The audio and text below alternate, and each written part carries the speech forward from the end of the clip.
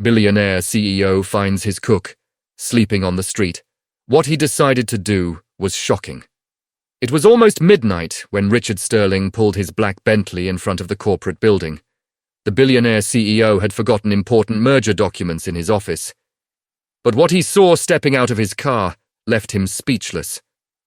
Curled up between two cardboard boxes, sleeping on old newspapers, was Margaret Chen, his personal chef for 3 years.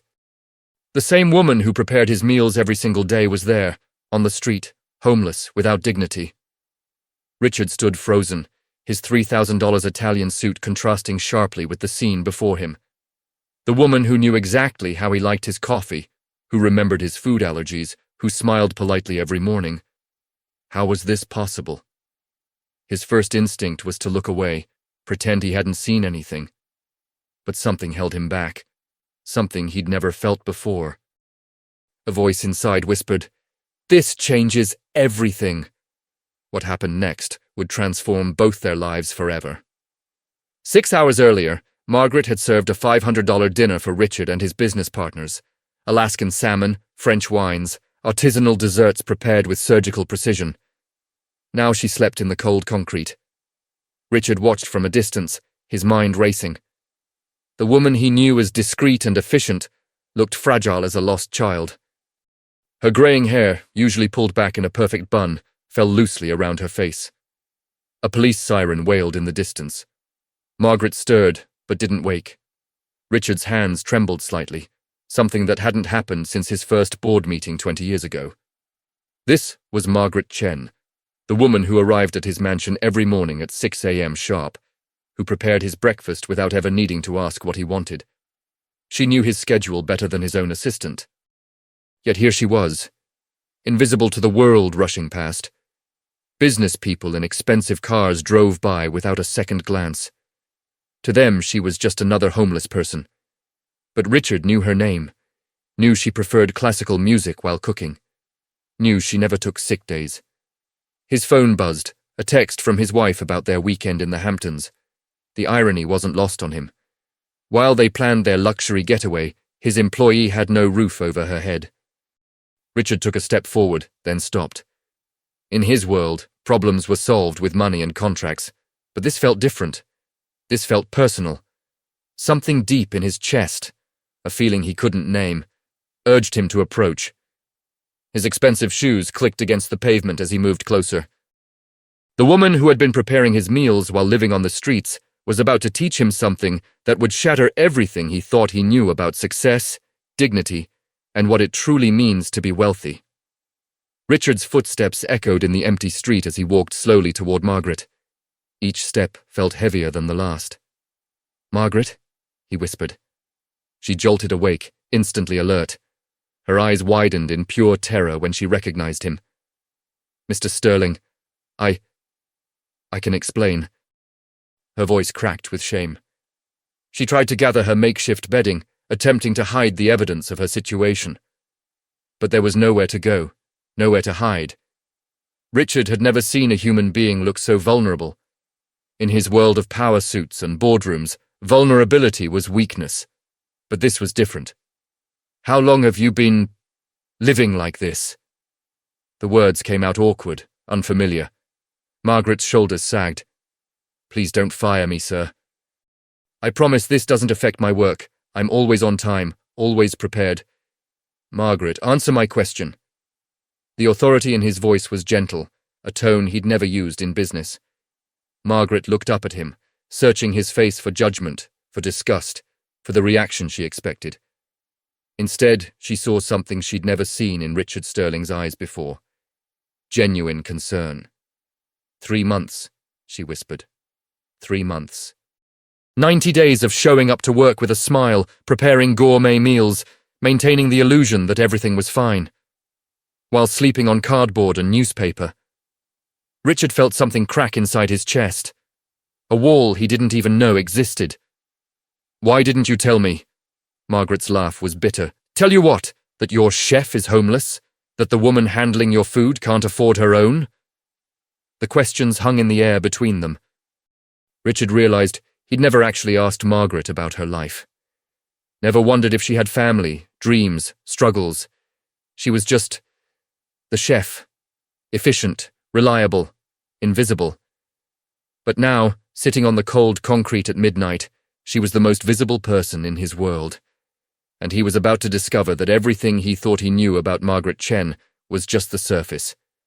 Richard surprised himself by sitting down on the curb beside Margaret. His $4,000 suit touching the dirty pavement, something that would have horrified him hours earlier. "Tell me what happened," he said quietly. Margaret stared at her hands. "My husband got sick. Cancer. The medical bills." She paused, gathering strength to continue. "We had a house, a small place in Queens, but it was ours. I sold it to pay for his treatments." Her voice was steady now, matter of fact. It wasn't enough. Nothing was enough. Richard listened without interrupting, another first for him. "He died 4 months ago, left me with debt and this." She gestured to the cardboard beneath them. "But you kept working, every day, like nothing happened." Margaret's eyes met his. "Because cooking for you gave me purpose. For a few hours each day I could forget. I could pretend I was still the person I used to be." The weight of her words settled over Richard. While he complained about stock prices and merger delays, his employee was fighting a war for survival. "Margaret, I have to ask you something, and I need you to be honest." She nodded. "You cook like someone trained at the highest level. Your techniques, your presentations, that's not ordinary home cooking." For the first time, Margaret hesitated. Her eyes darted away, as if weighing whether to reveal something significant. "I wasn't always a private chef, Mr. Sterling." Richard waited, sensing this was important. "I used to run professional kitchens, high-end restaurants." The admission hung between them like a confession. Richard's mind raced. If she had that level of experience, why was she working as a private chef? Why accept a position so far below her skill level? "Which restaurants?" he pressed. Margaret took a deep breath. "The most recent was Le Bernardin, in Manhattan." Richard's world tilted. Le Bernardin wasn't just any restaurant. It was culinary royalty. 3 Michelin stars, James Beard Awards. But something didn't add up. If she'd worked at that level, how did she end up cooking simple meals in his kitchen? What Margaret was about to reveal would turn everything Richard thought he knew about success, sacrifice, and the true cost of his business empire completely upside down. "Le Bernardin?" Richard's voice carried disbelief. "You worked at one of the most prestigious restaurants in the world?" Margaret nodded, her eyes distant. "I was the executive chef, for 8 years." Richard's mind reeled. Executive chef at Le Bernardin meant Margaret was among the culinary elite. Celebrity status, cookbook deals, television appearances. "I don't understand. How did you go from that to working in your kitchen?" Margaret's smile was sad but not bitter. "I made a choice." She pulled her thin jacket tighter against the night air. "When David got diagnosed, the restaurant world couldn't accommodate what I needed. 18-hour days, constant travel, pressure that never stops." Richard knew that world. He destroyed enough restaurants to understand their brutal demands.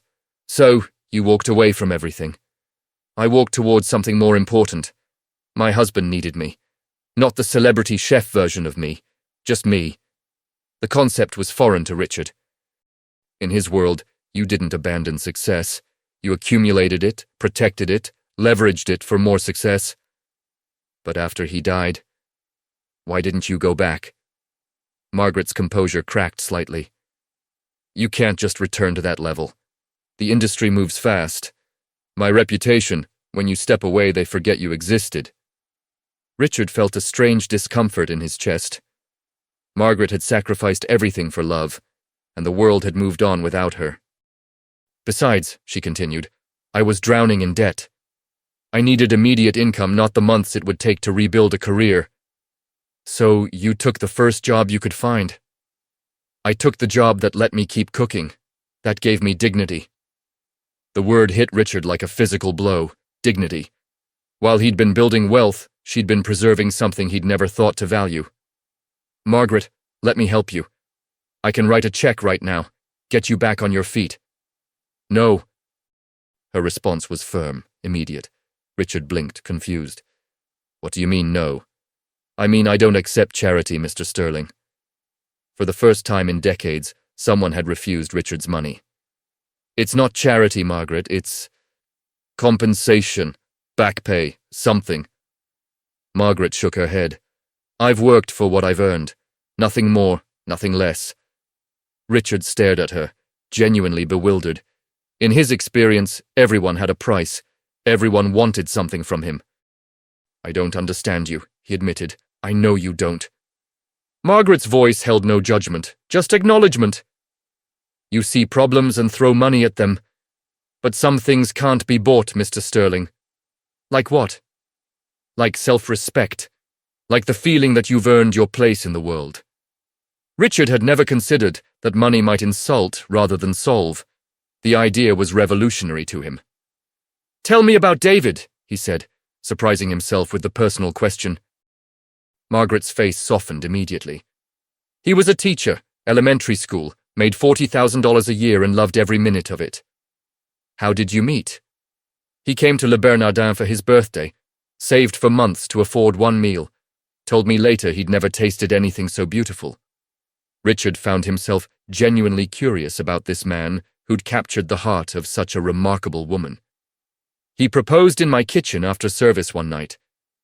Got down on one knee next to the prep station while I was still in my chef's coat. That sounds chaotic, Margaret laughed, the first genuine laugh he'd heard from her. It was perfect. He said he fell in love with my passion before he fell in love with me. Richard tried to imagine someone loving him for his passion rather than his wealth. The concept felt abstract, impossible. When he got sick, everything changed.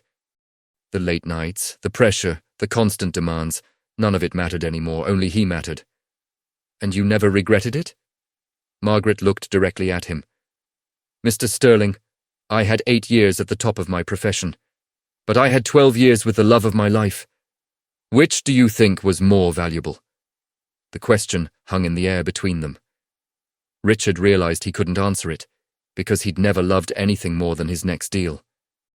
But Margaret was about to reveal something that would make him question everything he'd ever valued.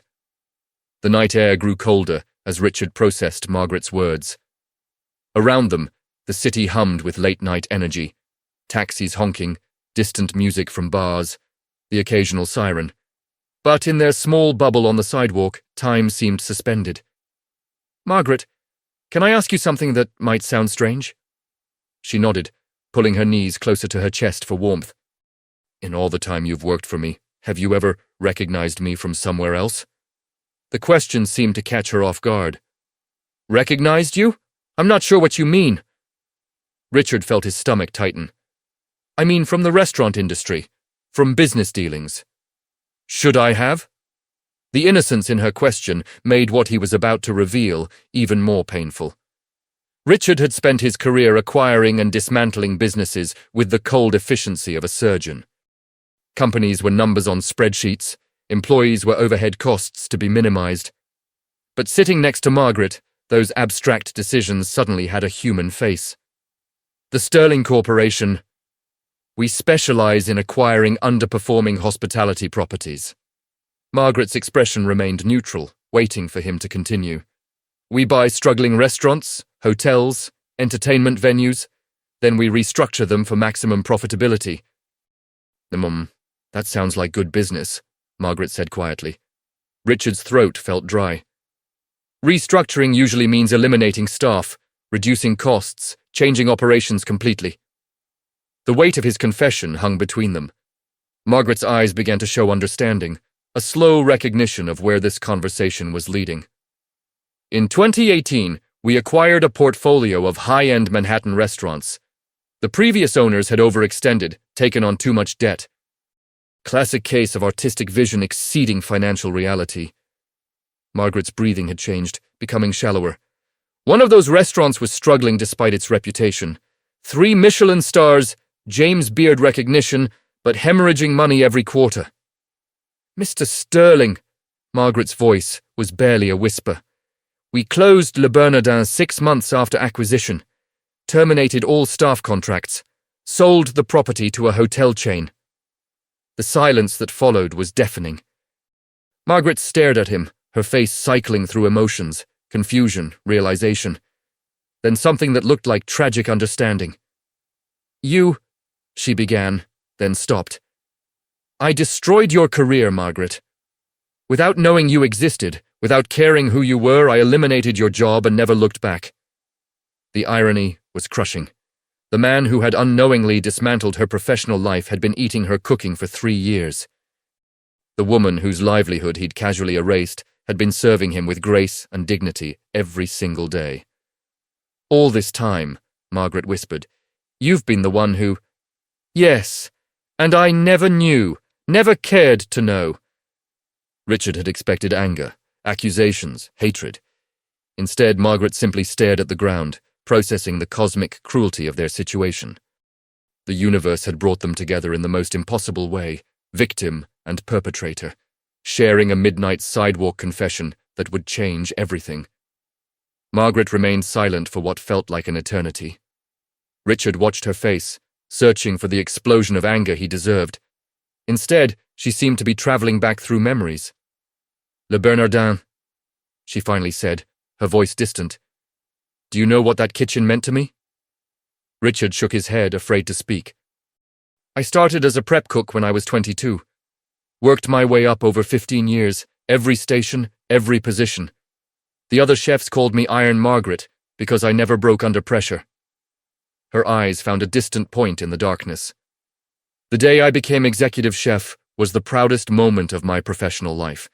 Not because of the money or recognition, but because I had proven myself in the most demanding kitchen in America." Richard tried to imagine young Margaret, fighting her way up through the brutal hierarchy of professional cooking.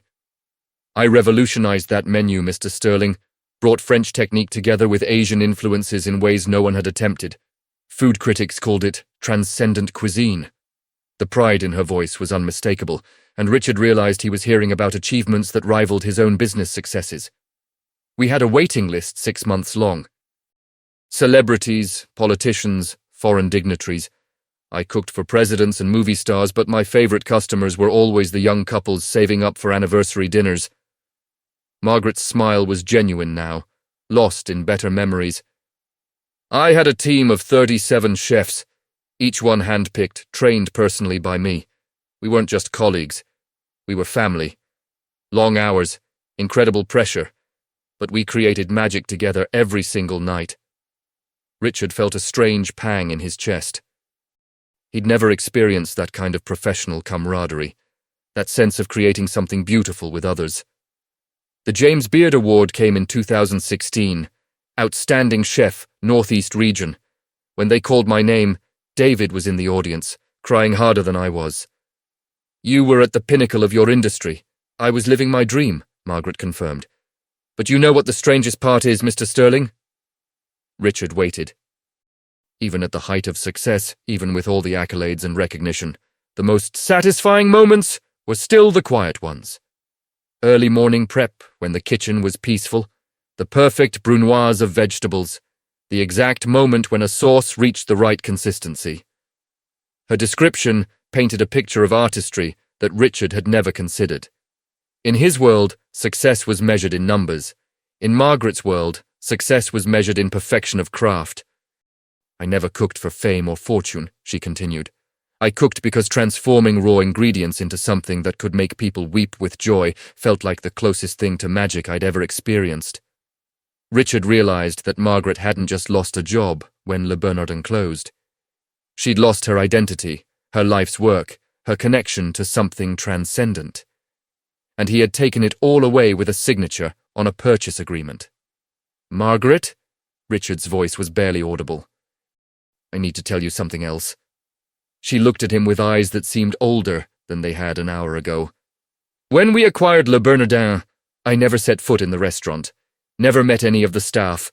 To me, it was just property asset number 47 in a portfolio of acquisitions." Margaret nodded slowly, as if she'd suspected as much. "I signed the closure order from my office in Midtown. Took me 30 seconds to approve the decision. The recommendation from my analysts was clear. eliminate the high salary positions, liquidate the property, maximize return on investment. Richard's hands were shaking now.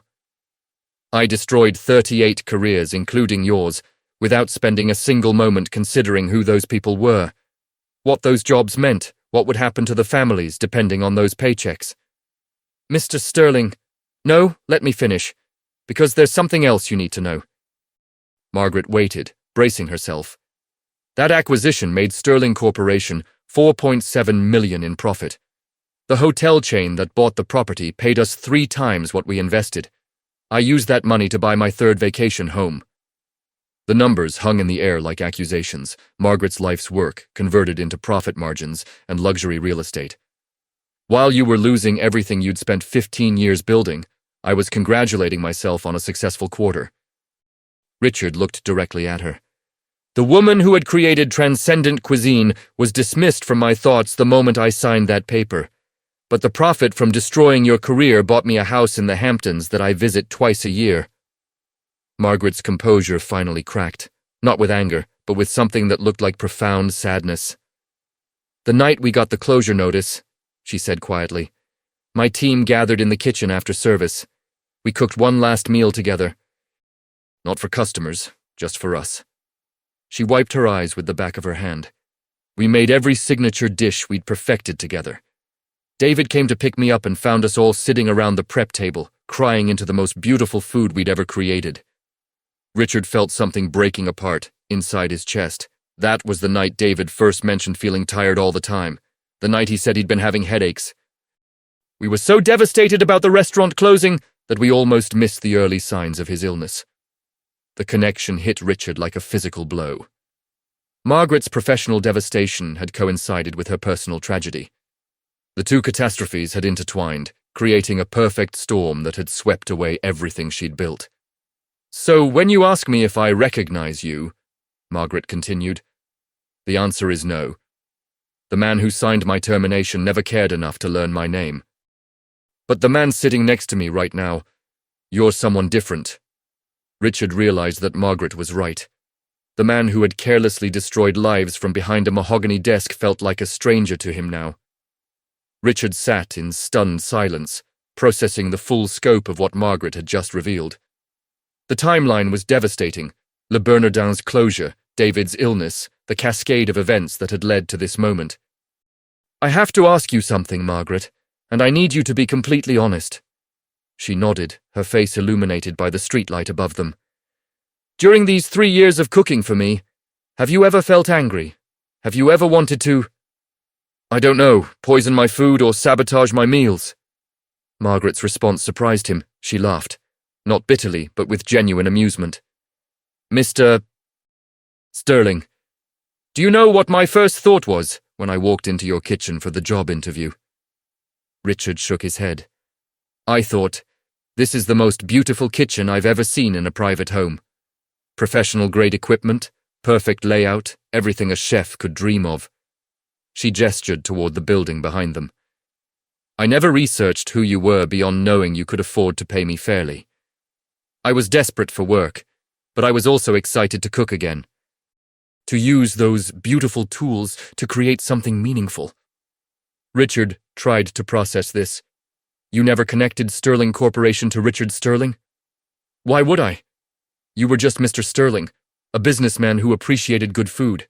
I was grateful you took a chance on someone without recent private chef experience. The innocence of it was staggering.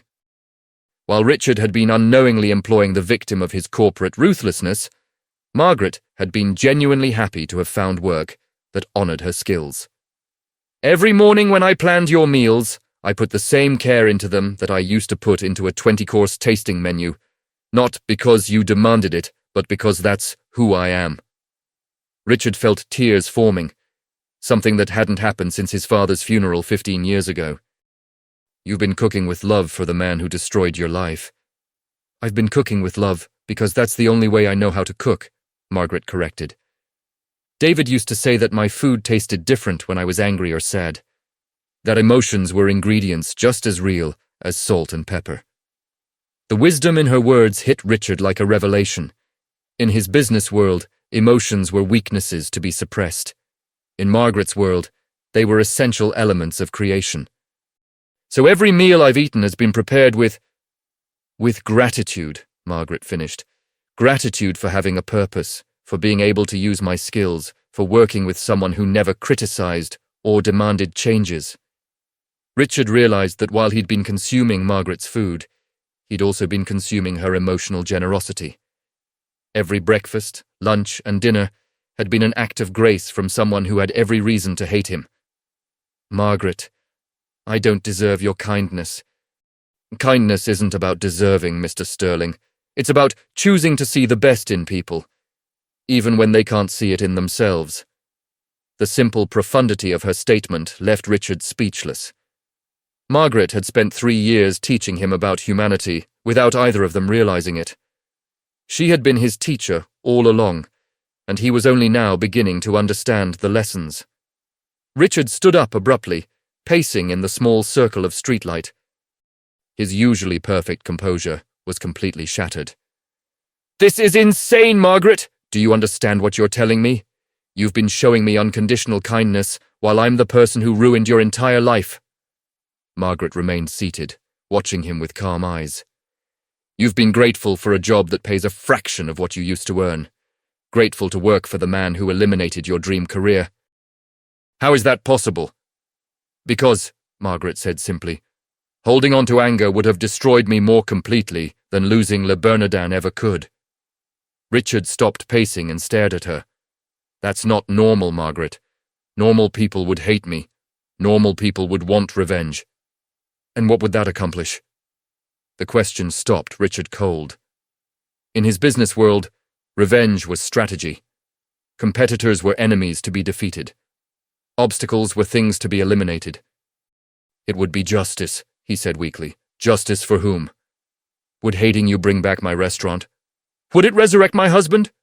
Would it put a roof over my head?" Each question landed like a physical blow. "Hatred," Margaret continued, "is like drinking poison and expecting the other person to die. I learned that watching David fight cancer. You can choose to be consumed by what's unfair, or you can choose to focus on what's still possible." Richard felt everything he thought he knew about human nature crumbling around him. "But don't you want me to suffer the way you've suffered?" Margaret considered this seriously before answering. "Mr. Sterling, do you think you haven't been suffering?" "What do you mean? You have more money than most people can imagine. But when was the last time you felt genuine joy? When was the last time you created something beautiful? When was the last time you went to sleep feeling proud of how you'd spent your day?" The questions cut deeper than any business rival had ever managed. "You've been eating meals prepared with love by someone you'd unknowingly wronged, and you never even tasted the love. You've been surrounded by luxury, but you're so disconnected from your own humanity that you can't recognize kindness when it's served to you daily." Richard felt exposed, as if Margaret could see straight through to his empty core. "The Richard Sterling who signed my termination papers was already suffering, Mr. Sterling. He just didn't know it yet. How can you have such compassion for someone who destroyed everything you worked for?" Margaret's answer came without hesitation. "Because I learned something during David's illness that you haven't learned yet." Richard waited, knowing this would be important. People are not their worst decisions. They're not their biggest mistakes. They're not even their cruelest actions. She looked directly into his eyes. People are their capacity to grow, to change, to become better than they were yesterday. And sitting here with you tonight, I can see that capacity in you. For the first time in his adult life, Richard Sterling felt truly seen by another human being. Richard felt something fundamental shifting inside him, like tectonic plates moving after years of pressure. Margaret's words had cracked open a part of his heart he'd forgotten existed. "Margaret, I need to do something, right now, tonight." She looked up at him with curiosity, not fear. "I'm going to call my lawyers. We're going to draft documents that transfer 51% ownership of every restaurant property Sterling Corporation currently owns directly to you." Margaret's eyes widened. "Mr. Sterling, you can't be serious." "I've never been more serious about anything in my life." Richard was pulling out his phone, his fingers moving with the same urgency he used for emergency business deals. We have 43 restaurant properties across the country. Most are sitting empty because I couldn't figure out how to make them profitable. Richard, stop. Margaret's use of his first name brought him to a halt. You're in shock. You're not thinking clearly. No, I'm thinking clearly for the first time in years. Richard knelt down beside her again. Margaret, you're not just a chef. You're a visionary who understands food in ways I understand money. What if we could bring those empty restaurants back to life? Margaret shook her head. You can't just give away half your business empire because you feel guilty. This isn't guilt, Margaret. This is recognition. Richard's voice carried a conviction he'd never felt before. I've spent 20 years acquiring properties and destroying the human elements that made them special. The recipes, the traditions, the communities that gathered around those tables. I eliminated all of that for profit margins. He gestured toward the empty street around them. But you know how to create those human elements. You know how to build something that feeds people's souls, not just their bodies. Margaret was quiet for a long moment, considering his words. Even if I wanted to. I don't have the capital, Richard. Restaurant renovations, equipment, staff, marketing. We're talking millions of dollars per location. I have the capital. You have the vision. We combine them. As partners? As equal partners. Sterling Chen Hospitality Group. The name hung in the air between them, carrying the weight of possibility. But there's something else, Richard continued. Something non-negotiable. Margaret waited. Every restaurant we open operates with a principle I've never used before. Every employee earns a living wage, full healthcare, profit sharing, and we reserve 20% of our positions for people who've lost jobs due to corporate downsizing. Margaret's breath caught. You're talking about undoing everything you built your reputation on. I'm talking about building something worth being remembered for. Richard stood up and extended his hand to Margaret. The question is, will you help me learn how to create instead of just acquire? Will you teach me what it means to build something beautiful? Margaret looked at his outstretched hand, then back at his face, searching for any sign that this was elaborate charity or guilt-driven impulse. Instead, she saw something she recognized from her own kitchen during the most intense services. The look of someone who had found their true calling. Margaret took Richard's hand and allowed him to help her to her feet. But instead of shaking it, Richard held onto her hand and looked directly into her eyes. Before we talk about any partnership, before we make any plans, I need to say something that should have been said 3 years ago. Margaret nodded, sensing the gravity of the moment. Margaret Chen, I am profoundly, deeply sorry for what I did to your career, your life, and your dreams. His voice carried none of his usual business confidence, just raw, honest emotion. I'm sorry that my callous business decisions forced you to abandon the work you loved. I'm sorry that losing Le Bernardin added stress during David's illness. I'm sorry that my pursuit of profit margins cost you your professional identity. Richard's grip on her hand tightened slightly. But most of all, I'm sorry that for 3 years I was too blind and too self-absorbed to see the extraordinary person who was preparing my meals with such care and dignity. Margaret felt tears welling up, not from sadness, but from the relief of finally being acknowledged. I don't expect forgiveness, Richard continued. I don't deserve it. But I need you to know that meeting you tonight has shown me something I never understood before. And what's that? That success without humanity is just elaborate emptiness, that all my wealth and power mean nothing if I can't recognize the value of the people right in front of me. Richard released her hand and took a step back. You've been teaching me lessons every single day, about grace under pressure, about finding dignity in difficult circumstances, about how to care for others even when you're struggling yourself. I was just too arrogant to learn. Margaret wiped her eyes with her sleeve. The woman who has been homeless for 3 months has shown me more about true strength than any business leader I've ever met. The woman whose career I destroyed has taught me more about resilience than any corporate training program. Richard's voice broke slightly. You've been cooking with love for someone who didn't deserve it, and somehow that love has been changing me without either of us realizing it. Margaret found her voice. Richard, I forgave you months ago, before I even knew you were the one who needed forgiving. How is that possible? Because carrying that anger would have poisoned every meal I prepared. It would have corrupted the one thing I had left, my ability to create something beautiful. Margaret smiled through her tears. David used to say that forgiveness isn't about the other person deserving it. It's about refusing to let someone else's actions destroy your own capacity for love. Richard felt something break open in his chest.